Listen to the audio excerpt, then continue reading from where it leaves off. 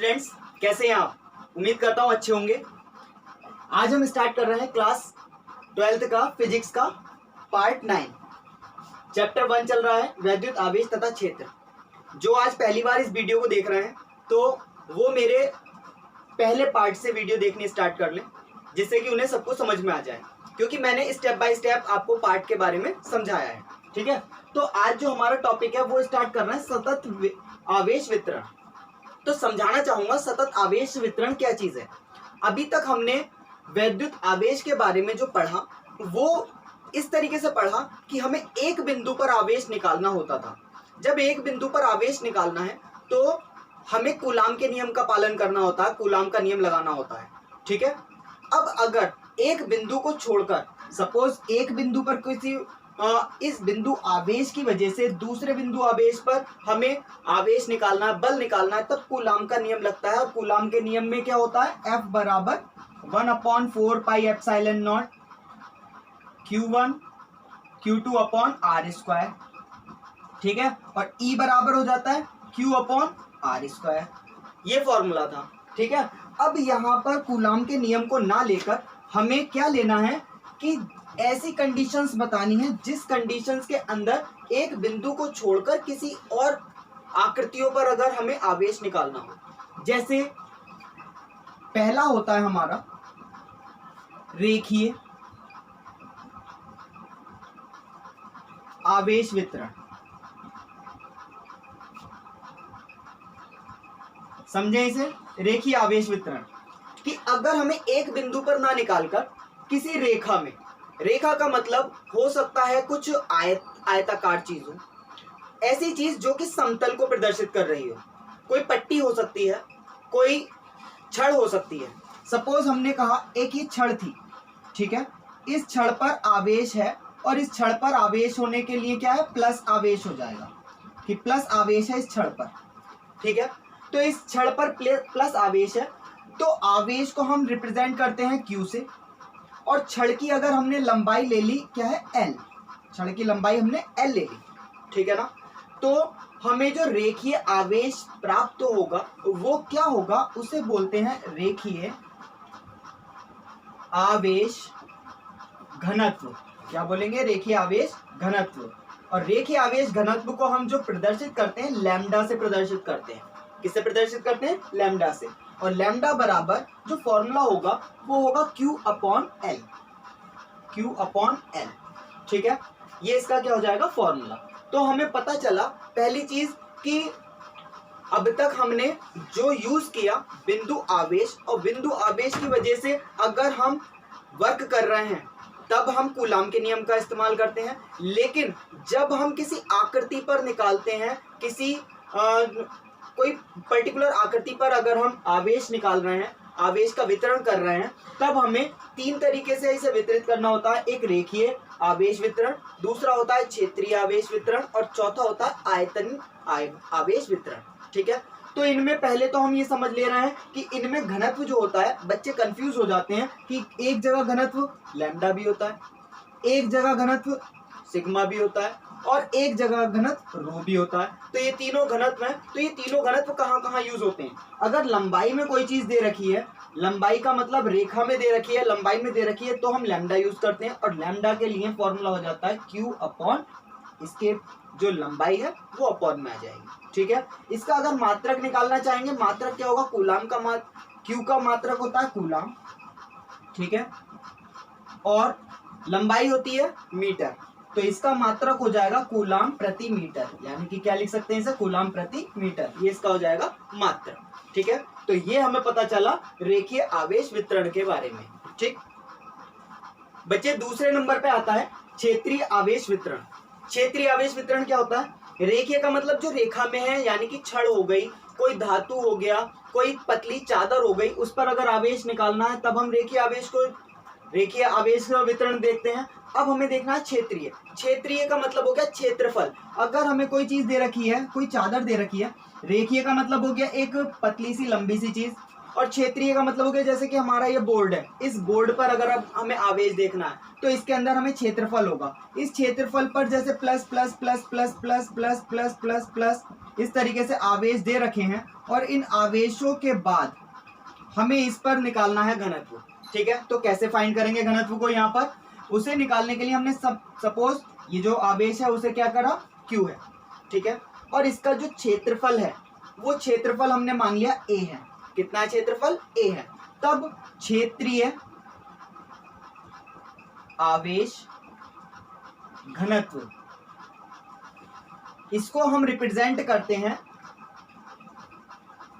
Sigma से, और sigma बराबर आवेश यानी कि Q अपॉन इसका हो जाता है क्षेत्रफल, आवेश बटे क्षेत्रफल, ये इसका हो जाएगा फॉर्मूला। अगर इसका मात्रक निकालना चाहेंगे, मात्रक हो जाएगा कूलाम बटे क्षेत्रफल का क्या होता है, मीटर स्क्वायर, यानी कि फॉर्मूला हो जाएगा कूलाम प्रति मीटर स्क्वायर। यहां से हमें पता चल गया क्षेत्रीय आवेश घनत्व किस तरीके से हम फाइंड करेंगे। इसके बारे में पूरी चर्चा आगे करेंगे, मैं अभी बेसिक चीजें बता रहा हूं आपको। ठीक है, तो बच्चे तीसरा आता है हमारा आयतन आवेश वितरण। क्या होता है आयतन, पहले तो ये समझ लेते हैं। देखिए बच्चे, आयतन में और क्षेत्रफल में कितना अंतर होता है ये चीज हम बताना चाहते हैं। एक अगर सामने का पृष्ठ दिखाई दे रहा है, उस पृष्ठ पर अकेला पृष्ठ है तो उसका हम केवल क्षेत्रफल ज्ञात कर सकते हैं। लेकिन जिसके अनेक पृष्ठ होते हैं, जिसमें कोई चीज रखी जा सकती है, जिसको जो जगह घेरती है, स्थान घेरती है, उसके अंदर हम कुछ उठाकर लेकर जा सकते हैं उसके अंदर भरकर, तो उसे बोलते हैं आयतन। ठीक है, तो जब आयतन हमें दिखाना होता है तो हम आकृति लेते हैं इस टाइप की। ठीक है, ये आकृति लेंगे, इससे हमें पता चलता है कि इसके अंदर कोई चीज रखी जा सकती है। ठीक है, तो यहाँ पर ये पूरा का पूरा आयतन के रूप में हमें प्राप्त हो रहा। ठीक, अब हमने कहा कि इसी चित्र को दोबारा से हमने बनाया, और इस के अंदर ये क्या हमारा घन है एक, और इस घन के अंदर हमें क्या करना है, आयतन आवेश घनत्व निकालना है। तो इस पर हमने कहा कि प्लस आवेश है कहीं। ठीक है, इसके पृष्ठ पर क्या प्लस आवेश है। आवेश को क्या रिप्रेजेंट करते हैं, Q से, और इसका घनत्व, इसका सॉरी आयतन जो है, आयतन हमने मान लिया V है। क्या है आयतन इसका? V है। तो आयतन आवेश घनत्व कितना हो जाएगा, आवेश घनत्व इसे रिप्रेजेंट करते हैं रो से, और ये हो जाएगा हमारा Q अपॉन V। ठीक है, अगली बात समझे, तो हमें इसका अगर मात्रक निकालना है, क्या हो जाएगा, कूलाम, और बटे में आयतन है, आयतन का फॉर्मूला होता है मीटर की घात 3, तो यहाँ लिख सकते हैं इसे कूलाम प्रति मीटर क्यूब। ठीक है, इस तरीके से हमें पता चला अगर हमें आवेश के घनत्व निकालने हैं, पहला होता है लैम्डा, इसमें Q अपॉन L होता है, L यूज हुआ। ठीक है, दूसरा होता है सिग्मा, और सिग्मा को हम बोलते हैं क्षेत्रीय, और इसको भी Q अपॉन क्या होता है, A होता है। इसके बाद आता है तीसरा आयतन, आयतन को बोलते हैं रो, और रो भी हमारा क्या हो जाएगा, Q अपॉन V।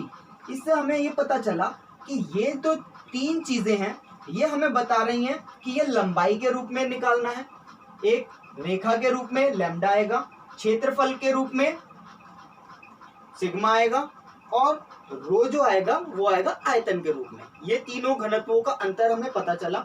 Q ऊपर ही रहता है, Q को ऊपर ही रखेंगे, और अगर हमें लंबाई में निकालना है तो लंबाई से डिवाइड कर देंगे, क्षेत्रफल में निकालना है क्षेत्रफल से डिवाइड कर देंगे, आयतन में निकालना है तो आयतन से डिवाइड कर देंगे। इससे हमें पूरे इसके बारे में क्लियरेंस पता चल गया है।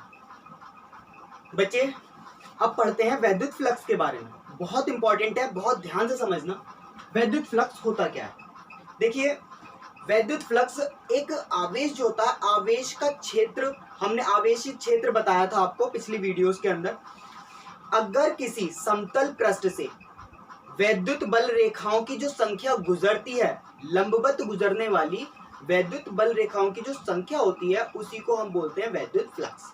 ठीक है, ये चीज हमें पता होनी चाहिए कि वैद्युत फ्लक्स को रिप्रेजेंट करते हैं फाई से।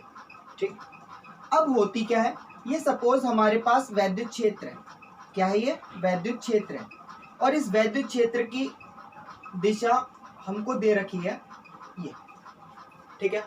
अब वैद्युत क्षेत्र को इस जगह से आपको बहुत आसानी से समझ में आएगा कि क्या होता है कि सपोज हमने यहाँ पर एक कोई समतल पृष्ठ रख लिया है।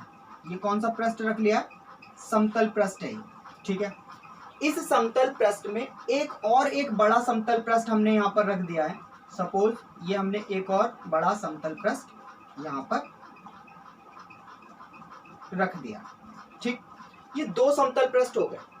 तो जो वैद्युत फ्लक्स कहता है वो कहता है कि समतल पृष्ठ से गुजरने वाली लंबवत बल रेखाओं की संख्या को वैद्युत फ्लक्स कहते हैं, ठीक है। तो यहाँ पर जो पहला पृष्ठ है इसके अंदर अगर हम ध्यान दें 1 2 3 4 कितनी बल रेखाएं गुजर रही हैं? 4। तो यहाँ पर इसमें जो बल रेखाओं की संख्या हो गई वो हो गई 4। और ये बड़ा वाला जो पृष्ठ है इसके अंदर कितनी गुजर रही है? 1 2 3 4 5 6 7। ये कितनी गुजर रही है? 7, ठीक है। तो यहाँ से हमें एक तो वैद्युत फ्लक्स के बारे में पता चला।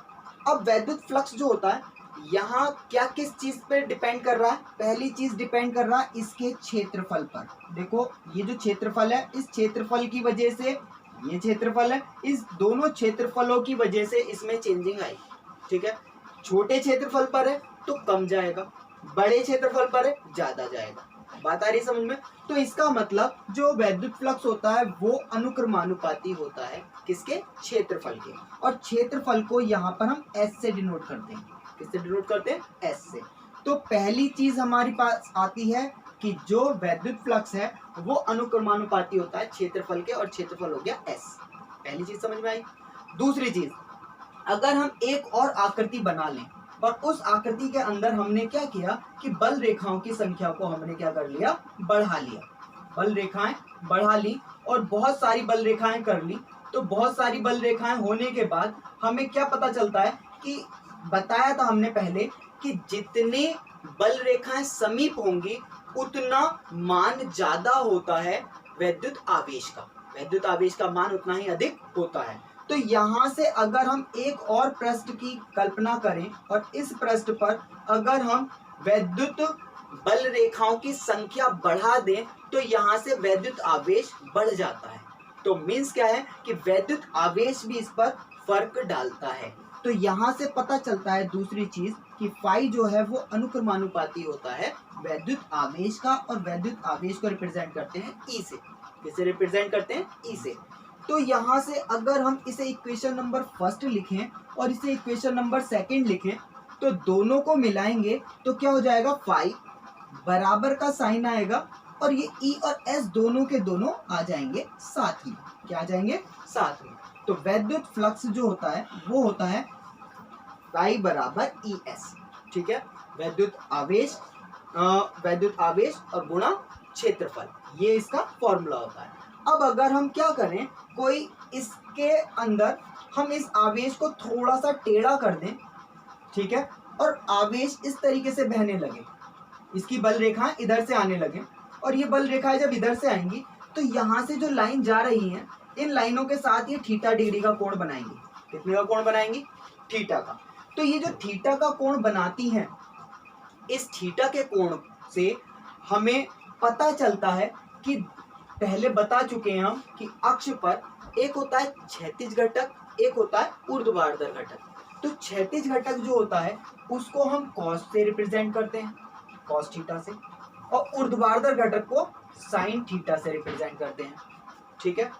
अब यहाँ से जो जाने वाली दिशा थी वो दिशा ये जा रही थी। इस दिशा की वजह से जब यहाँ से जा रही है और इधर को कटकर ये बल रेखाएं इधर आ रही हैं तो कोण हमें लिया जाएगा कॉस थीटा।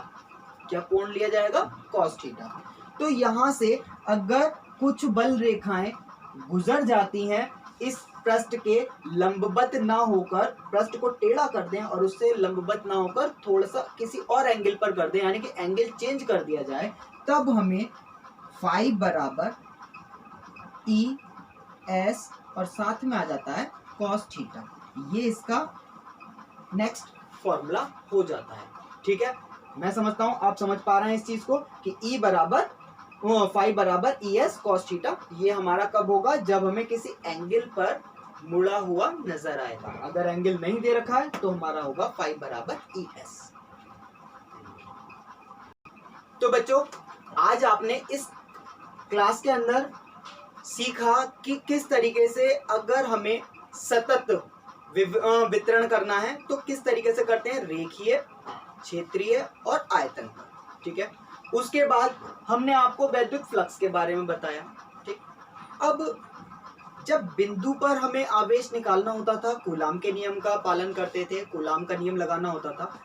लेकिन जब यहाँ पर रेखीय, आयतन और क्षेत्रीय इन शब्द को यूज किया जाता है, तब हमें एक नियम का इस्तेमाल करना होता है जो कहा जाता है गॉस की प्रमेय।